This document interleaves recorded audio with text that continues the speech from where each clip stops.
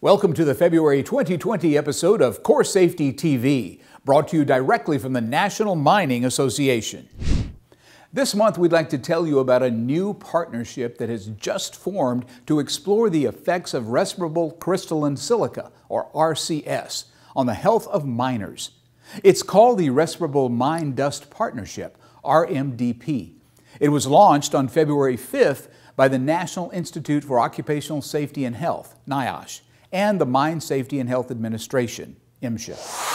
While coal dust has long been the focus of respirable mine dust mitigation, silica exposure and mitigation are drawing increasing attention. The Coal Workers Health Surveillance Program has provided information about disease among coal miners. But the fact is that little is known about RCS exposures and diseases among miners in the metal and non-metal sector. This is one of the reasons why the partnership was created. Its primary objective is to protect the health of both coal miners and hard rock miners as it relates to exposure to RCS. In addition, the partnership plans to address exposures to a broad range of other inhalation hazards in the future. All of this important information will be shared and reviewed by participants for technical accuracy and quality. So, how did we get to this point? Well, historically speaking, since 1974, NIOSH has recommended an exposure limit for RCS. In 2016, the Occupational Safety and Health Administration, OSHA, amended its existing RCS standard to establish a permissible exposure limit consistent with NIOSH's recommendation. NIOSH and MSHA have independently examined potential activities to enhance miner health. For example, NIOSH funded a contract with the help of the National Academies of Science that created an expert panel to examine and make recommendations to improve the current ways to assess underground coal miners' exposure to dust, including quartz.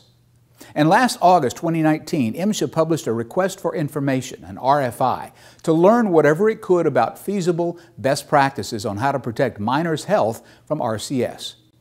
The National Mining Association has long supported the premise that there have to be regular advances made in mining operations and machinery to reduce dust, and that protective equipment and job rotation also have to be considered.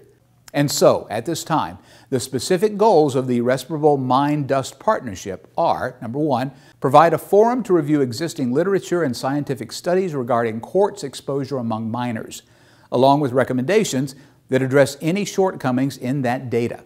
Number two, provide a forum for review, evaluation, and discussion of the National Academies of Science report, as well as MSHA's request for information. Number three, provide a forum to identify easily achievable recommendations with near-term benefits to reduce miners' exposure to RCS and other respirable hazards.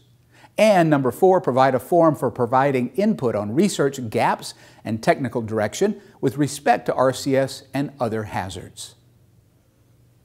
All right, that's it for now. I hope that you found this information about the new Respirable Mine Dust Partnership to be relevant and insightful. I'll see you here again next month. Until then, whenever you're online, please be sure to keep following us on Facebook and Twitter. Watch your email for our monthly e-coms with other important mining safety information. And remember to email us with any stories, tips, or recommendations on what you're doing at your mine to stay safe. If you do, we'll feature your mining operation in a future episode of CORESafety TV. For the National Mining Association and CORESafety, I'm Nelson Duffel. Be safe out there, and thanks for watching. To share one of your safety stories, videos, or photos, email us at info@coresafetytv.org.